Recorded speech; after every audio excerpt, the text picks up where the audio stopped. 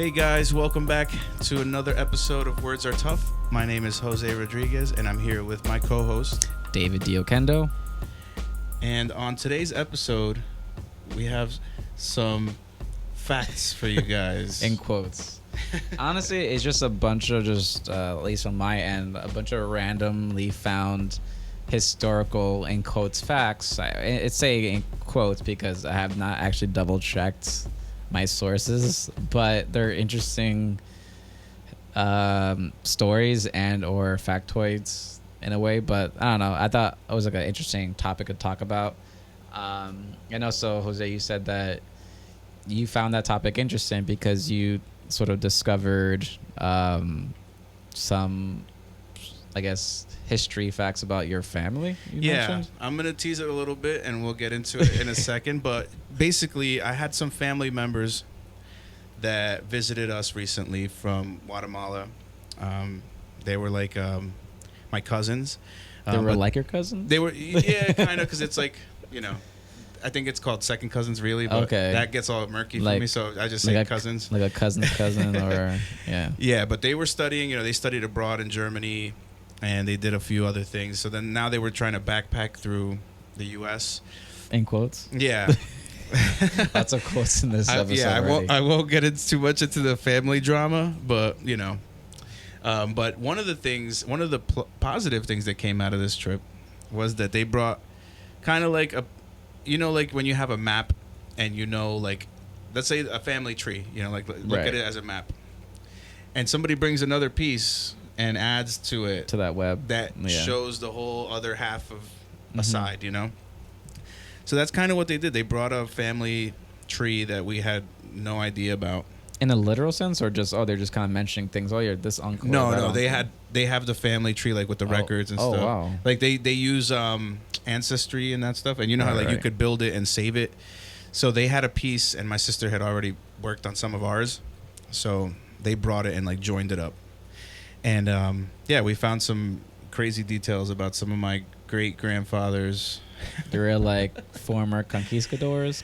Well, all right, yeah. So then we will go right into it. Yeah. Okay. Oh, I didn't even know that. Yeah. No. So basically, he was like, basically the equivalent of like, let's say like a top-ranking sergeant. And I know in my family, part of my family has always been in the military in Guatemala. So like my grandfather, my actual grandfather, my mother's father, there's like a school named after him and like kind of like that was like their big deal, like they were a military family. And we just didn't know how far back it went. And is there like a statue with him on a horse kind of thing? Well, this specific family member is actually like you could like make a comparison to like the Civil War here. Okay. To where he was in over there. And it was basically like he had a very bad ending to his life because he eventually lost in war, like. Yeah, usually back then when you lost, you didn't live. Yeah. That kind of thing. Yeah, but apparently like he's in like the National Museum there in Guatemala. There's like a picture of him like painted, and like. And you didn't know this beforehand? I had no idea. And wow. The thing is, they told me about it. And she sent us the Wikipedia link because there's a Wikipedia link which I will include below, so you guys could read it for yourself. But he's like there's like sayings about him in the country, so it's like a pretty kind of like he's kind of got like a Abraham Lincoln OG, type of thing going on. Like if you were American here, he's an historical figure. Yeah. Okay. And he died, and then the way he died, they beheaded him. And then his opponents had a parade displaying his head. That's fucked up. It is fucked up. I know. It's fucked up to read. That's dark. Yeah, it gets really dark. I mean, it's one thing beheading someone. It's another thing putting his head on a pike and like having like a parade. He had a very brutal ending. But that brutalness that they showed in killing him helped rally everyone against them. And in the end, their side won. In the long run, they won. Like, how to say you lost the battle, but you won the war. Won the war, yeah. So that's kind of what happened. And it's crazy to just think like part of my family had some kind of history like that, Wow. It's really crazy. Is that your maternal or paternal? Like your mom's side or your dad's side? My dad's side. And your dad was like, did he know My that? dad didn't give two.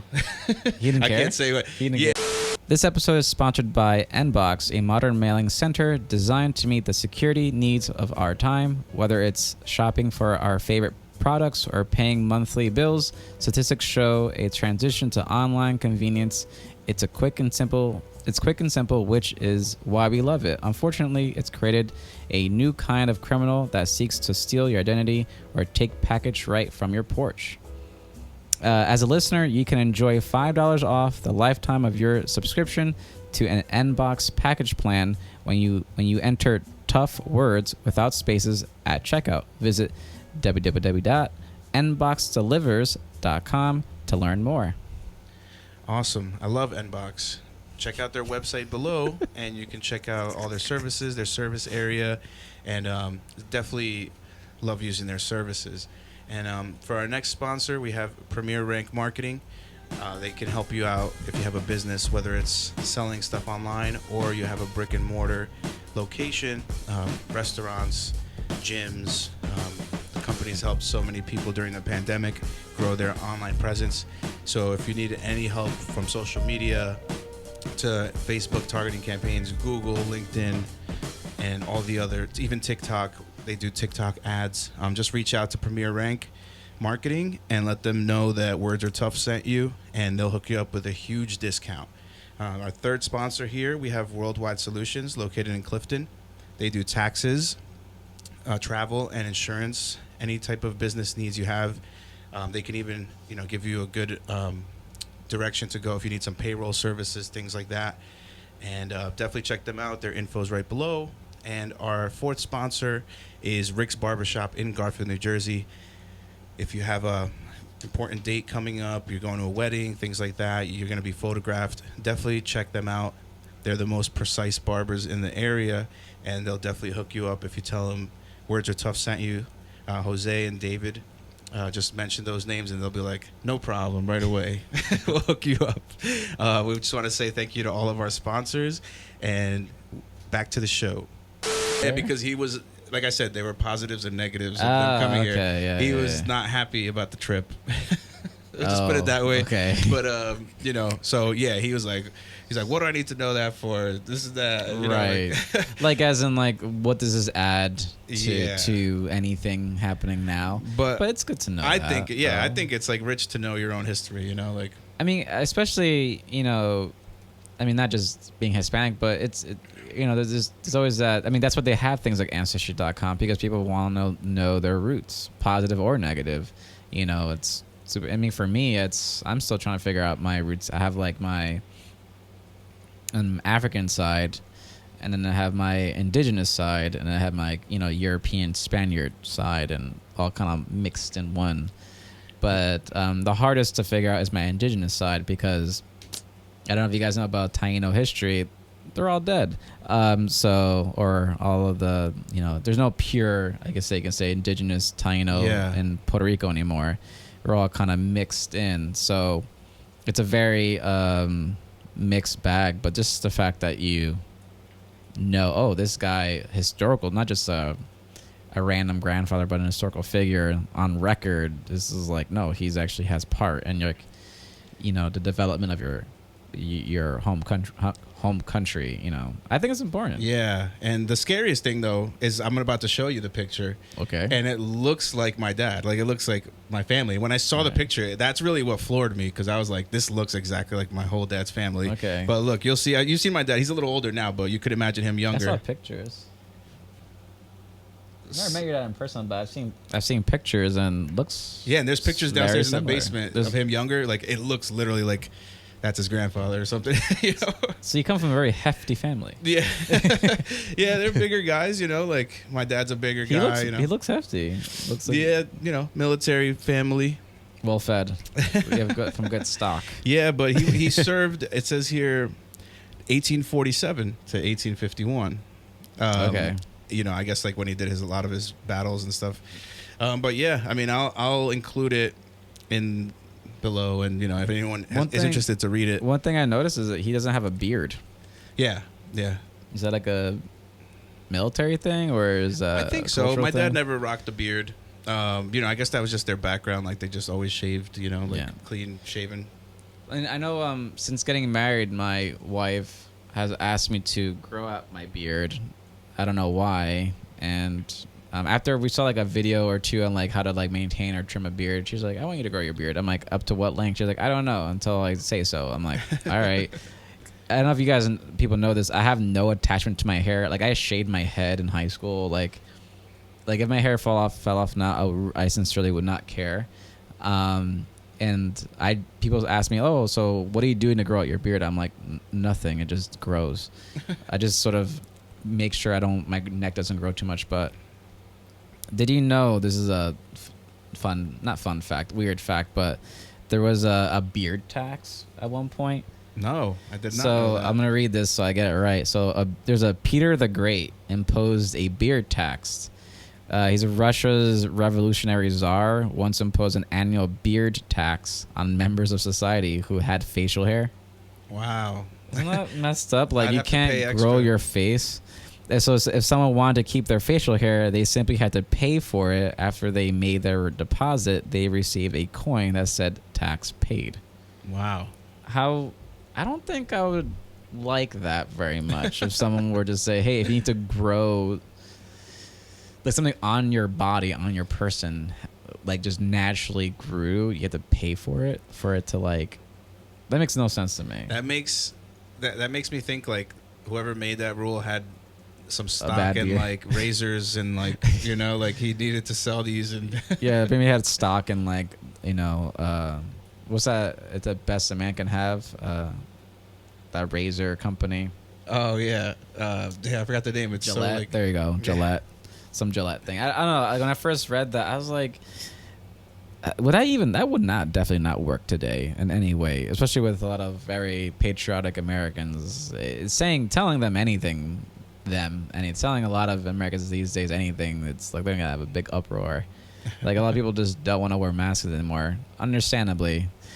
Not understandably, but also understandably at the same time. It's like I understand the annoyance, but I also understand like, hey, let's try to be safe. But at the same time, it's like I realize, unlike other countries, America isn't the best at being told what to do, even from their own government. Yeah, absolutely.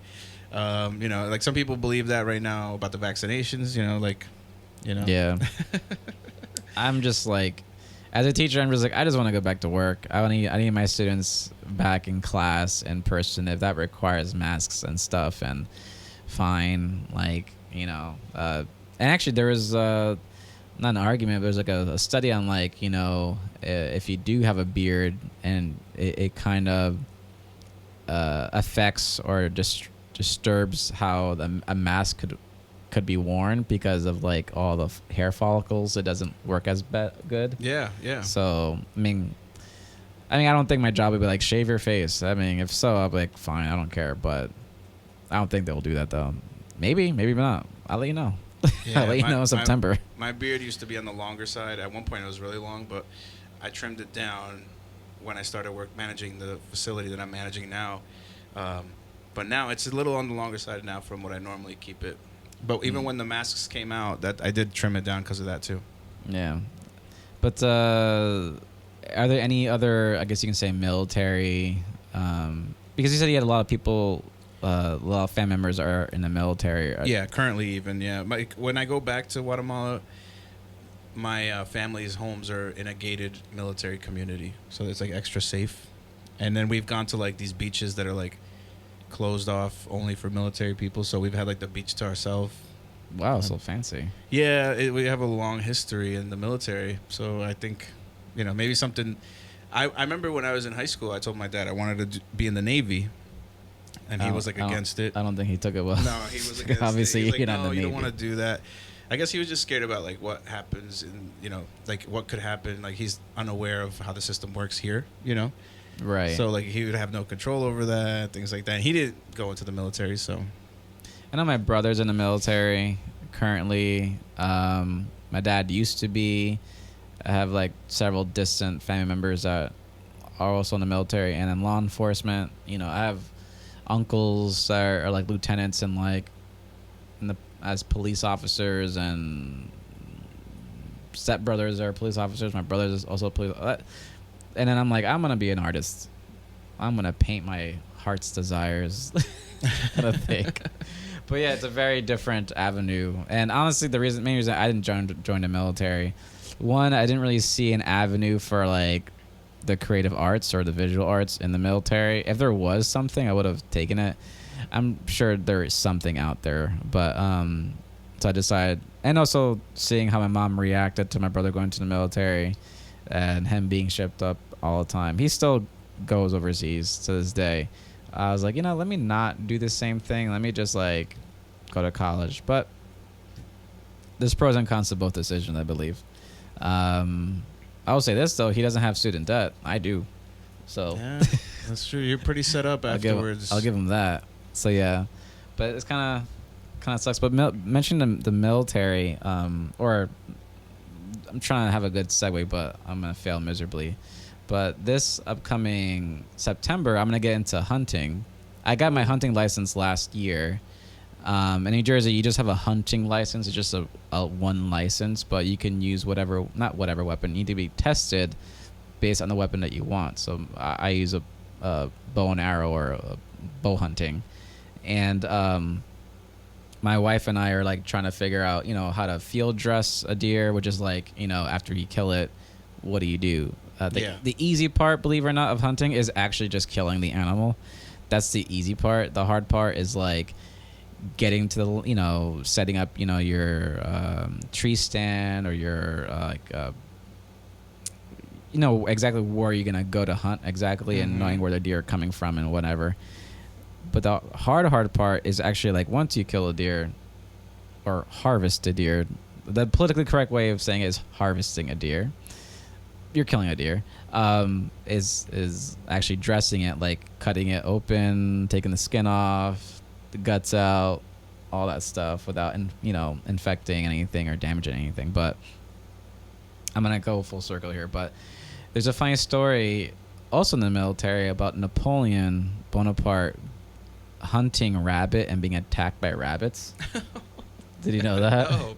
And I knew of it, and I thought it was like fiction, and I'm pretty sure it's a real story, and I wrote it down so I get it right. But Napoleon once lost a battle to a horde of bunnies. That's hilarious. And I came upon it because me and my wife are doing a 3D shoot, which is pretty much just like fake animals that you kind of go on hikes, and then there's a little like sign that says, okay, well, there's like a deer over there, and you kind of shoot at it. It's a fake deer, not real. Then you tally your score or whatever. It's a fun kind of hike / archery shoot. But there's this one particular animal, which is actually a white rabbit, that I could never hit. I've tried it 3 or 4 times. I've always missed it. And then then I started looking it up, like how to kill a bunny. And there's different videos online, which I don't encourage you to actually look at. There's one really bad video of like a guy demonstrating different ways of how to kill a rabbit, and he's like, "Oh, you just do this, and you have a gun, and he just shoots a rabbit." I'm like, Jesus Christ, you could put that on YouTube. Oh my god. Him just shooting. Anyway, but the story of Napoleon, it's Waterloo wasn't exactly famous. Conqueror Napoleon, greatest defeat. That's a typo. Anyway, so once upon a time, he was attacked by bunnies. The emperor had requested that a rabbit hunt be arranged for himself and his men. His chief of staff set it up and had men round up reportedly 3,000 rabbits for the occasion. Oh, wow. You think that's enough? 3,000? When the rabbits were released from their cages, the hunt was ready to go. But things didn't go as planned. The bunnies charged toward Napoleon and his men in a vicious and unstoppable onslaught. That sounds fake, but I feel like that's true. I mean, sorry if this is fake news or not real information, but that's just a funny sort of visual, and I feel like it should be something that Family Guy or South Park or some animator should like put together of Napoleon just being attacked by like 3,000 rabbits. Like, ever heard that thing? Like, would you rather fight 10 horse-sized ducks or like 10,000 duck-sized horses, something like that. Yeah. Which one? What do you prefer? I'd probably go with the tiny ones. Duck-sized horses. I mean, how would you react if you just saw like 3,000 rabbits just charging at you, ready to like kill you? Oh my would you God, run? yeah. Would you think you survive that? I mean, obviously he survived it. I'd just tuck and roll. That's what I would do. It's like a weird how do you say, funny visual, and also the fact that like I can't shoot a rabbit for shit. Like I tried, and I haven't really tried to shoot a real rabbit. They're fake rabbits, but like they're really tough. Put a deer in front of me or a moose, I can hit it. A rabbit can't do it. In the game, how do you shoot though if it's 3D? 3D as in it's like a actual like 3-dimensional like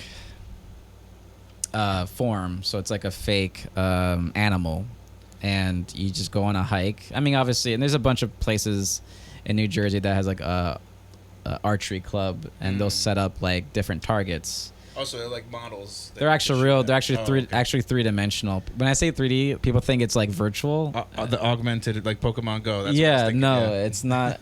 They're not. Yeah, so it's actually 3-dimensional, not. Oh, okay. VR 3D. Yeah. It's in a literal sense 3-dimensional, which is so misleading because when you say, "Oh, it's 3D," people think the visual illusion 3D. They don't think the literal 3D. So they'll have like. It's a literal like a hike, and there's like you get a map and there's a trail, and you're like, oh, like target number 1, you see it on a tree, and it's like 20 yards or 30 yards or even 60 to 70 yards away, and you find like the point of like where you should shoot, and they always put it in a place where it's like almost impossible to like get at, but they just have like a lane for you to shoot at, and then you shoot at it, and then sometimes you miss terribly, and you lose your arrow, and there goes $15 or $10. Some arrows go up to like $30 each. Wow. And then sometimes you can tally your score if you want to be competitive. And then you move on to your next thing, and it could be like a 3 or 4 hour day sometimes. The ones I go to are kind of small, like an hour or 2 or 3, but some of them take like a whole weekend, like 2 or 3 days to do, and like go to like Minnesota or whatever. It's like a huge like event. Nice. But yeah, I went to this one place called Lincoln Park Archers. It's not in Lincoln Park, New Jersey though. This is one particular target. It's a white bunny that I can't hit for shit. I just can't hit it. Like I don't know why. It's not far away. It's just there, but I always miss. And I've lost like 3 arrows already just trying to shoot at it. But then I put it up on my Instagram. If you put like a moose that's like 60 yards away, not a problem shooting it. Gotcha. Put a bunny in front of me 10 yards away, can't hit it. It's funny you mentioned that. I saw a bunny today. I did. Have you had a rabbit before? I have. When I went to New Orleans, I had rabbit stew. How was it? It was pretty good. I didn't feel good about eating it though. Why is that? I don't know. When I was eating, I was just like, nah. It was all right. I get pretty. I didn't say desensitized. I mean, I used to have a rabbit for a pet. I ate rabbit, and it's kind of yummy. Actually, the yummiest thing I've eaten, but my stomach was like, I hate you, was fogwa. I don't know what that is. What is that? Fogwa, I can't spell it, but it's oversized fatty duck liver. Ooh. Yeah. So the vegans and the fans are not going to like this one. Pretty much, you get a moose. You get a goose or a rabbit. Or you get a goose or a duck. Sorry, not a moose or a rabbit. A goose or a duck. And you force feed it food for like months. So, and they literally put a tube down his throat, and they just like pour like food into his gullet. I don't know, gizzard, whatever you call it. And then they get really, really fat, and they get really plump, and a lot of the duck that you might actually eat in a restaurant is usually overfed duck. That's why they're kind of like fatty. But fogwa is the liver of that duck, and it's delicious. Believe it or not, it's actually really, really yummy. But it's so fatty that if you're not used to that kind of like food, your body is just gonna like get into knots. Like I ate it one time, it was so good, but then like 30 minutes later, I was running to the bathroom, and I didn't know what direction it should go because my body was like, "Don't do this. Don't eat this ever again." Yeah. But rabbit is pretty good though. I had a bad reaction once to some animal I ate, random animal. I ate a random animal. It was random because I never eaten it before and I didn't know people ate it. But at the time I had alligator tacos. Yeah, I've never alligator taco. Let me tell you. You're allergic to alligator? I woke up and my tonsils were so large I couldn't swallow. Alligator. Yeah. But then what happened? I mean, obviously you're fine. It's a whole big story, but you're on a podcast. So. I'll make it PG. I'll make it PG. I've told it on a different podcast before, but okay. So, me and my friend go to New Orleans, right? And we land, and he's got like a girl lined up on Tinder or whatever. I don't think Tinder was popular then. Bumble. Yeah, something like that. Plenty of Fish. And we meet up with the girl, and she brings a friend along. And we both, we have a good time. We hit it off. We have said alligator tacos because we never had it. Like home at a restaurant? Yeah, we were on, I think it's called like, I forgot what's the street there that's popular. That their main street that's like really popular. Well, there's Bourbon Street, but then there's one. another one. It's like, I'm saying the wrong street, but I think it's like Decatur or Delancey or something like that. Okay. It's like where the locals actually hang out.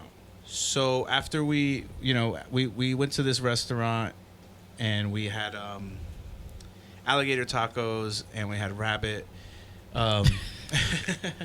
So then after that, we went to this bar and they're like, let's go to our favorite bar, like, their local spot. The last thing I remember, they were doing these like specials where there was like little plastic cups. Right. And you were getting little plastic cups filled with whiskey. So it wasn't a shot. So, okay. It was a bit more than a shot. Yeah, so we would get a beer in one of those for like $8. I'm sure there's a name for that in New Orleans. Yeah, and then the last thing I remember is we were singing along to Queen. Okay. And I'm like, this is one of the best songs ever written, which I do kind of feel that way. It was a great song. Yeah, it's a pretty good song. But I was just really excited about it for some reason. Like, I never really heard it that way before, Next thing I know, I wake up in someone's house. I don't know whose house I'm in. Oh, so you kind of blacked out. Yeah. Not kind of. You did black out. I did, yeah. So I wake up, and I'm at this girl's house. I'm skipping to the next part because there's another part I wake up in between there that I do know of the blackout, but keeping it PG. Okay. So I wake up, and I don't know where I'm at, and I'm with one of the girls. Obviously, I realize I'm in her house. I hear a rooster going off, right? And I'm like, wow. I'm tapping the girl. I'm like, yo, shut your alarm off. Shut your alarm off. And she's not responding, right? She's just like really knocked out, sleeping. So then it keeps going and going. I can't sleep. I have a massive headache. I wake her up. I'm like, yo, shut your alarm off. And she's like, what are you talking about? I don't have an alarm on my phone. Wow. And I get up and I go to the window and I look outside in the house. There's like just 20 roosters like circling the house, just doing just like cawing or whatever they call it. Yeah, calling. Yeah, I think it's just calling. That was like my introduction to New Orleans, to Louisiana, really, because I think we drove out of New Orleans. Yeah, to go there. You had rabbit and you had alligator. Alligator tacos. My tonsils were swollen. I couldn't swallow. And you think that was alligator? Or you think that was just like everything, like the cocktail of drinking and all that? No, my tonsils never get swollen like that. Not the rabbit? Could have been the rabbit too, but I think for some reason, I think it was the alligator. It's just like such a departure of species that I've never eaten. I've never had frog. I've never had any amphibians reptile, like that. Technically, a reptile, yeah.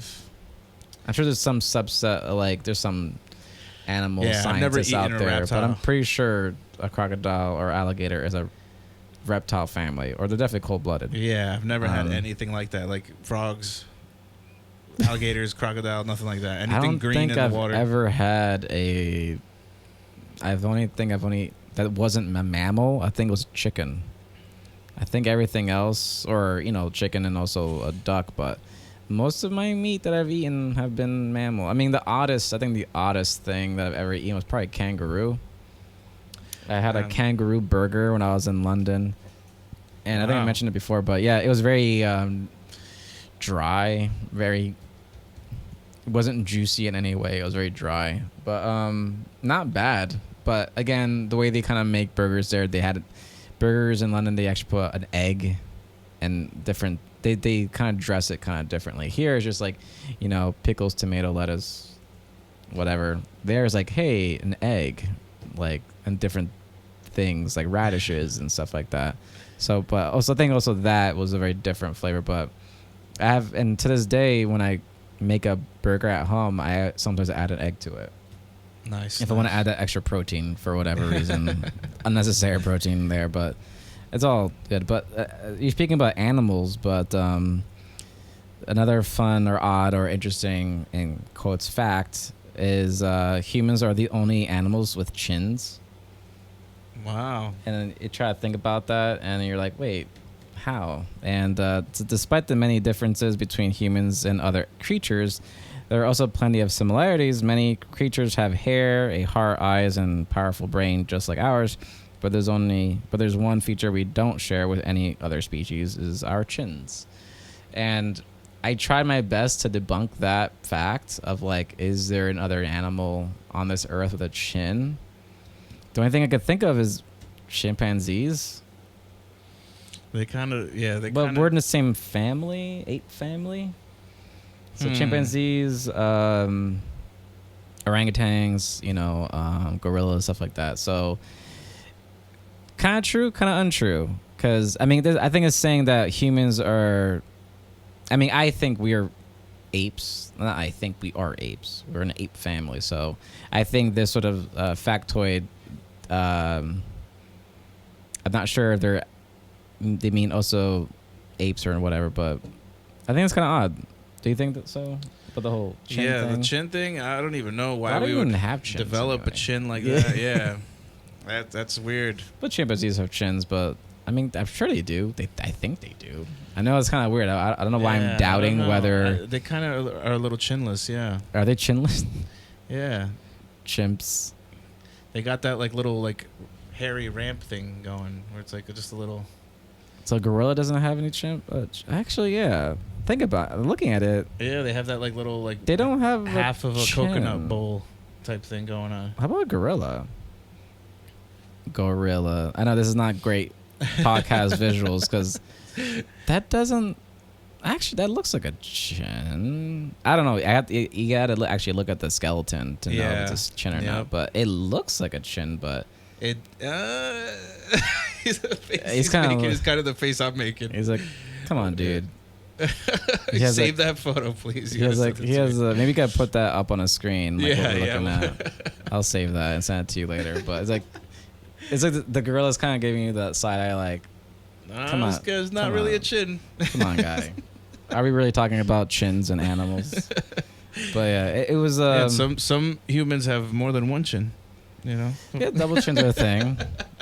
There's that weird thing. I don't know if it's Instagram or TikTok where a very attractive, usually a woman would like have like a very attractive pose, and then they bring it down to their chin, and like based on like what angle you're in or you're at, you look at someone, they look more or less attractive. But that's everything. That's like everything. Beauty is all angles, pretty much. It's all based on like what angle you're looking at that person. And speaking of angles, the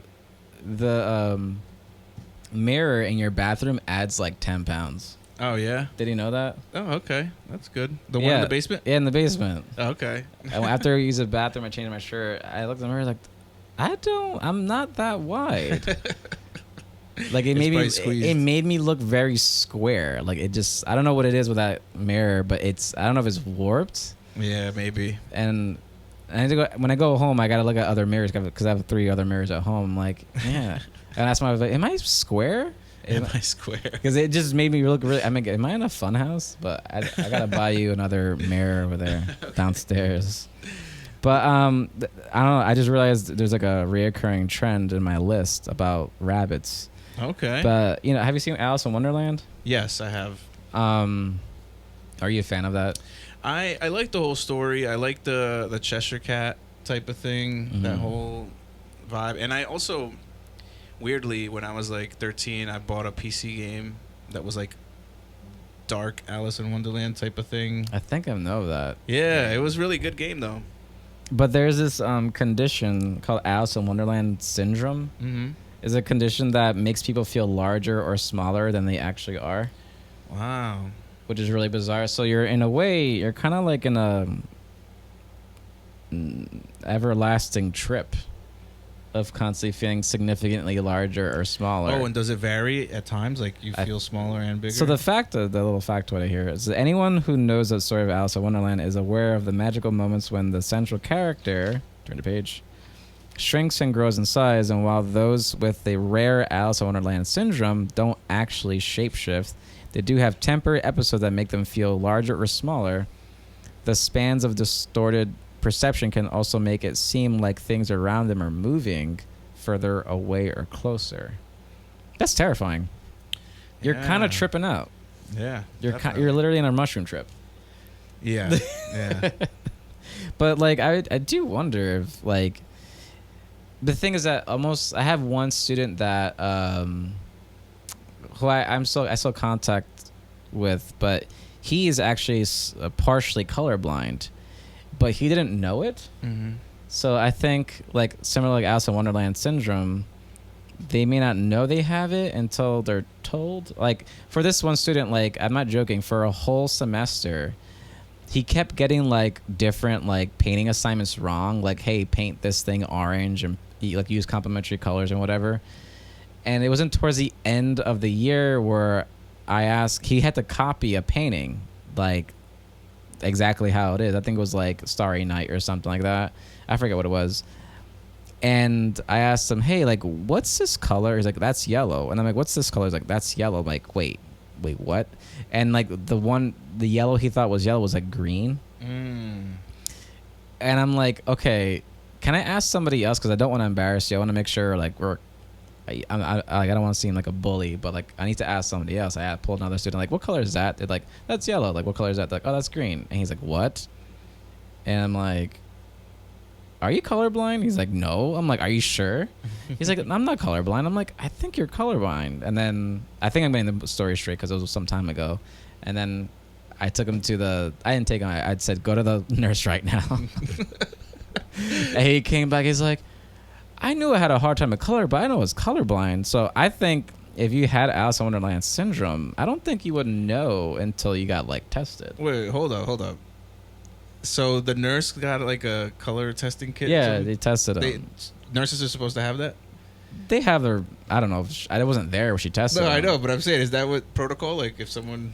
Like yeah, well, it wasn't till that point, and I'm like, oh yeah, let me ask students, are you colorblind before every like art assignment, because some of them don't know. I remember in science there was like a grade, maybe second, third grade, where they showed you that all the circles with the colors and the dots. Yeah. To like find out. Yeah, it's like it's a bunch of polka dots, and there's like a 6 or a 9 or a 7, and like what color do you see, and you say 7 or. And so he must have not been in school that day. Maybe they didn't. Maybe he kept. Yeah, maybe he just was absent. Yeah, how old? Oh, this is high school. This is like senior in high school. Yeah, like, that's a long time to go colorblind, not know. Maybe he knew, but didn't want to feel embarrassed. I have no clue, but I'm going to send this clip to him so he can like, because I think he's a subscriber. So like, hey, you know who you are. I won't say who your name, but you know who you are. Put a comment down. Did you know you were colorblind, or were you just playing? Or were you just playing with me? But yeah, ever since then, I always ask students, hey, are you colorblind, or do you have any problems with seeing color? Because to them, it's normal. It wasn't like, for me, it wasn't until I actually got glasses where blues didn't quite pop out to me as like they used to. It wasn't until I actually got contacts or glasses where like certain blues like really popped out. But yeah, if you had Alice in Wonderland syndrome, like I think you live your whole life just feeling like this is how people exist in this world. They just feel bigger or smaller, or things are further away or closer. Yeah. Maybe. Yes. I mean, I feel like I can't speak for them because I wouldn't know, but I'd feel like something was wrong. But it wouldn't be wrong if that happened to you all the time, though. Yeah. It would just be the norm. It would just be like your normal. That's your baseline. Just things just happen that way. I mean, I thought I don't mean to say wrong. I maybe mean to say like not normal. You know, like not not normal to everybody else. You know. Yeah. I mean, wrong. I think wrong would be appropriate. Like, you know, if you're like constantly falling down, not know that there's something wrong. But I mean, I thought I had that, but no. I mean, nothing. It's not even related. Somewhat related, but it wasn't until I started working out and I gained like a significant amount of weight where I started bumping into things. Like my shoulders or my legs, where I would like walk and I just bump into the thing, and I thought, oh, I'm just being clumsy, and I looked it up and it was like, yeah, like if you actually like gain a lot of mass really quickly, you'll start bumping into things, or like, you know, so if you ever see like a big muscular guy just starts randomly bumping into you, like, it's not his fault. He probably doesn't know he's that big. You know, possibly. Yeah. Are there I feel like I'm interviewing you. Are there any fears that you have? I think we mentioned fears in previous episodes, but are there any prominent fears that you have? I don't know, like eating alligator. No. I think I do have some fears. I'm afraid of heights. Okay. I would say that. I get like this feeling when I'm at the mall and like, you know, you're on the second floor and you're walking by the railing. Like if I look down, I won't have to lean over. Like I'll look down from the edge and I'll feel like getting pulled in. The sense of like, oh, yeah, like something's pulling me down. Yeah. I get that, but you know, I don't. It's not as bad as I guess it could get for some people. Yeah. You know, but it is pretty prominent. But that's pretty much the only one I really have. No odd ones growing up where like you kind of grew out of? I mean, I've normal ones, like, you know, being afraid of going in the basement when you're, you know, lights off and things like that. Yeah, creepy stuff. Yeah. I did see a Simone Biles interview where she talks about, you know, I don't know, there was some like YouTube page she was being interviewed about the sensation of being at an edge and wanting to jump off. And my wife heard that. She's like, that's weird. I'm like, wait, you don't have that sensation? And she's like, no, why would he want to jump off? I'm like, wait, that's not normal? She's like, why would that be normal? Like, who has a desire to jump off a ledge? I'm like, I do all the time. Oh, wow. Yeah, and I didn't know that wasn't normal. Mm-hmm. Like, to have the desire to jump off ledges. So anytime, and actually growing up, I scared myself a bunch of times where if I ever go to the subway, I have this weird desire to literally get to the edge of that platform. Like I want to stand like right there or even like further. Wow. It's a really weird, it's a fear that pulls me forwards towards it, if that makes any sense. But if anyone has that same kind of tendency of getting to a ledge and wanting to like jump off a ledge, put that comment. And it's not that you have the desire to hurt yourself. Yeah. It's not like I want to kill myself. Yeah. It's not that at all. But it's a weird. But I'm happy that like when Simone Biles mentioned it, like, oh yeah, like I have this weird urges to like jump off ledges. I'm like, yeah, I have the same thing too. But at the same time, I'm not a fan of heights. I can't say I'm afraid of heights, but like I'm well aware if I fall off at a particular height, I'm gonna hurt myself. Yeah. But it's not. But it's more of like a logical fear. Like I know if I fall, I get hurt. But for me, an illogical fear is probably like sharks. Like I'm terrified of sharks. Like I find them fascinating. I find them kind of even cute sometimes. Like I found the Shark King. Did you see Suicide Squad? No. There's a one character named Shark King. He has an actual name. I forgot it though. And he's kind of adorable. Sylvester Stallone plays he does a voice for him. Oh, okay. Kind of interesting. But he's kind of doing the Vin Diesel thing. The Vin Diesel Groot thing. Yeah. Like, it's like, hey, do your Rocky voice, but more dumb. I guess the best way to put it, more like childlike version of Rocky. That's like the voice that he plays. But okay. But I looked it up. But there's a bunch of other fears that I've had. I kind of grew out of, but there's only 2 innate fears that everyone has, and it's not learned. Everyone has it. Everything else is kind of nonsense. So I found out that while it might seem like you've been afraid of snakes and spiders since you were born, that's not totally true. According to CNN, scientists have found that humans have just 2 innate fears: the fear of falling and the fear of loud sounds. The rest of your phobias are learned over time. So that's kind of interesting. But that's why I asked if there's any fears you had as a kid that you kind of grew out of. Yeah, no, not really. Just heights is really the main one. Yeah, which is normal. Which is like the normal. Yeah, I know a lot of people have had fear of like public speaking. That I never had an issue with. Of course, then I was in a band and things like that. So yeah, I was kind of conditioned to be out on a mic in front of people. Like I mentioned to you before, I did an open mic comedy stand-up routine. Did you tell me where exactly? Where was it? It was in Raise the Bar Lounge on Perth Amboy. I think it was actually South Amboy. But yeah, I mean, I felt comfortable. I know that's like the biggest one. I think that's like the number one fear, I guess, in the United States.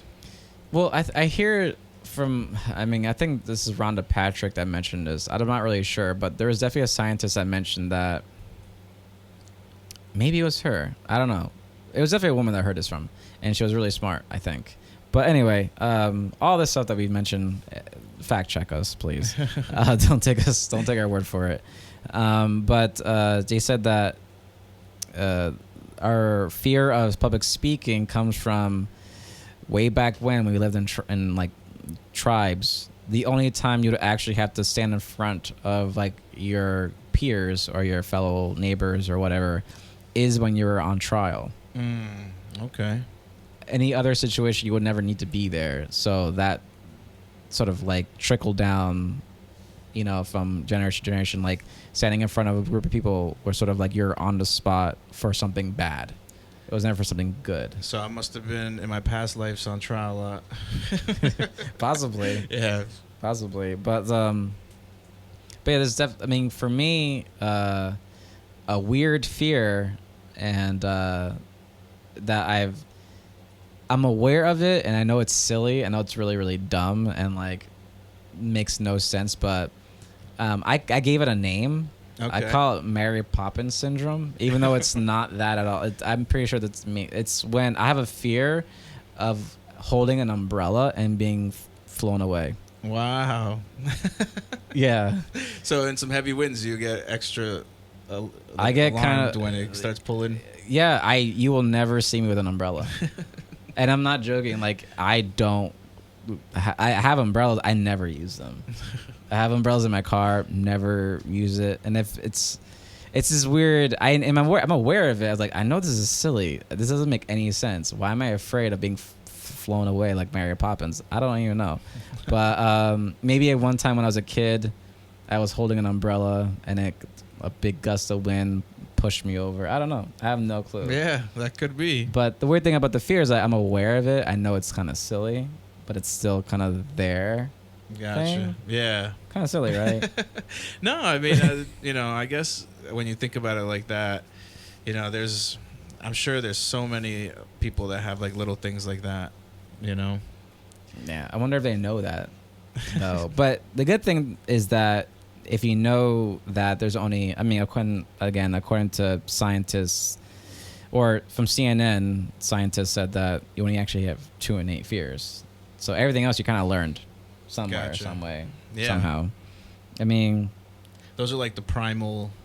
Yeah, like everyone just has those 2 things, and if you don't, then you're like Alex. Psychopath. No. Yeah, or you're like Alex Honnold, who is who was starred in a documentary called Free Solo. He climbs cliffs and mountains with no rope. Yeah. Have you heard of him? Yeah, I have, yeah. And they kind of checked his brain. They're like, yeah, you're kind of you don't have any stimuli in like your frontal lobe or something, like the part of your brain that gets stimulated, that gets like, you know, you see something scary or a loud sound, or and you have activity in that certain part of your brain, he doesn't get it. Wow. So that fear of like falling or heights, he doesn't really have. That's his gift. It's like, well, it's like you're kind of like immune to that kind of fear of falling. No medulla oblongata, like they say in I forgot what movie it is, but medulla oblongata. That sounds familiar. It sounds really That's old. from the movie with Adam Sandler when he plays football. Oh, okay. All right, got it. Yeah. Not Billy Madison. That's dang it. I have no clue. I completely forgot. But there's this I guess it's good and bad that you're not afraid of falling. But what's sad is that those free solo climbers don't last very long. They don't hit 40. Like because they die. Yeah. Yep. Like you don't retire, or you do by dying. But yeah, that's kind of. It's like one of those weird professions that you like. I don't know. Imagine like, you know, every drum set has a bomb in it, and like, you don't know when it's gonna go. But playing those drums, eventually one day, tomorrow or in 10 years or 20 years, is gonna explode. Yeah. It's kind of like those. It's like a weird thing. Like, wow, so you're doing something that I know will kill you. Pretty much 100%, eventually. Yeah, that's a weird thing. I never get how people will get through that whole thing, and like, how do they do it? You know, it's like, how are you not just gonna not fall? You know, it's crazy. I mean, of course he does practice runs like with a rope and whatever, but like, even the idea of doing that is kind of ridiculous. But I don't know how much time we have left, but I have two more interesting things, which are kind of dark, but okay. I mean, I think that's kind of like a good way to end it. Or just three, actually. But we'll stick to this. I mean, and plus we talk about movies a lot and horror movies and whatever. And you're familiar with Poltergeist. I mean, you mentioned Poltergeist a few times. I think we mentioned this. You might have. But the corpses in the pool scene in Poltergeist were actually real dead bodies. Wow. Did you know that? No, I did not know Then that. It wasn't you. Then it's somebody else. So, and Joe Beth Williams, who starred in the scene, wasn't told until after filming ended. Wow. So apparently it was cheaper to use real skeletons instead of fake ones. After people on set found out, rumors of Poltergeist curse started circulating. So that scene where, I forgot what actor, started, I guess, sort of swam or traveled through sort of like pit of like dead bodies or skeletons were actually real skeletons of actual people. I'd be pissed if that was me. And speaking of dead bodies, we're gonna end dark. Okay, I'm just gonna jump into the dark thing. Speaking of dead people and climbing, this kind of connects somehow. There's over 200 dead bodies on Mount Everest, and they're used as waypoints for other climbers. Wow. I did know about that, but I didn't know that they were used as like hey, that's like the guy in the orange jacket. You're at this height, or the woman in the purple boots. Wow. Wow. And it's so cold that they're not decomposing. I mean, I think that's the truth. I think that's kind of accurate or whatever. But wow. Would you ever do that? I was just gonna ask you that. No.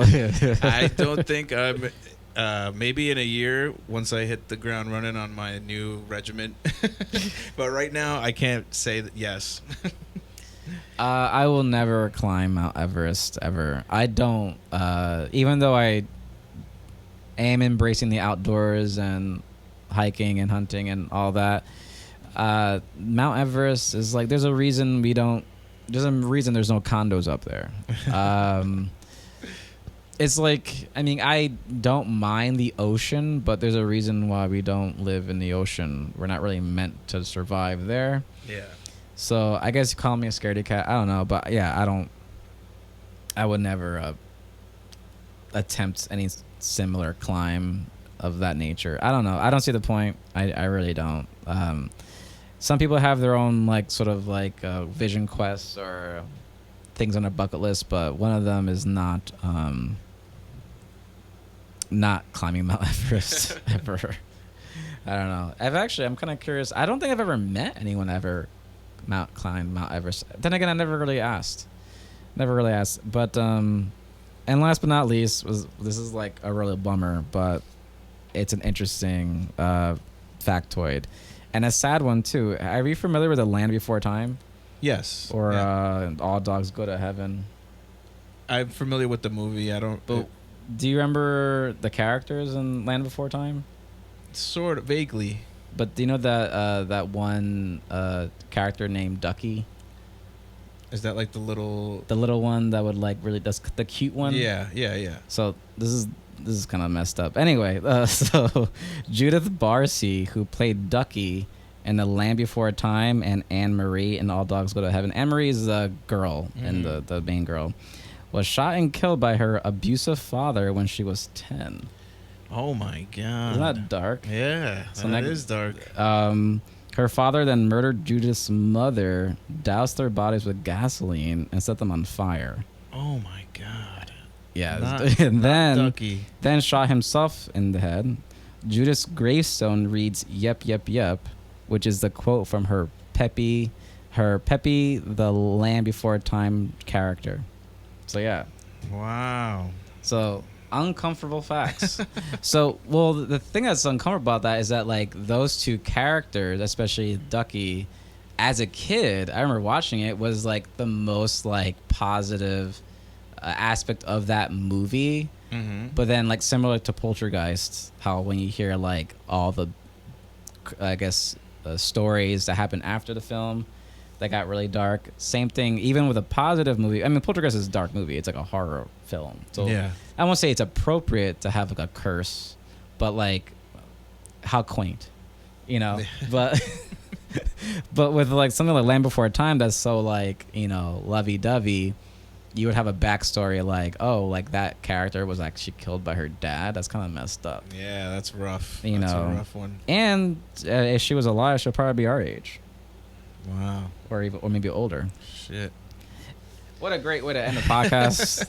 Yeah, if you guys have any strange factoids and things like that, just leave a comment down below, and I'm gonna send you some Doge coins. Or which little weird factoid, I guess you were reacted to the strongest. Yeah. So some are kind of dumb, but some are kind of sad, and others are kind of like whatever. Yeah. But yeah, I don't know. I put it together just for fun, and yeah, it was fun. And then so you know, anybody watching, please subscribe, give us a like, please, and also hit the notification bell, because we've been hearing some people haven't been getting our videos popping up. So you know, we definitely want you to check out the new episodes as we post them. Once again, if you leave us a fact in the comments, I will send you 40 Doge, and that will go right to your wallet. And that's it. You know, thank you so much for checking us out again. Wait, can I leave a comment then? Anybody not on the podcast, anyone will get some not Doge. Jose or David. You can't give yourself 40, I guess. Okay. Yeah. And once again, thank you for hanging out with us. We really appreciate it. This has been another episode of Words Are Tough. My name is Jose Rodriguez, and my co-host David Diokendo. We'll see you on the next episode. Thank you. Bye-bye.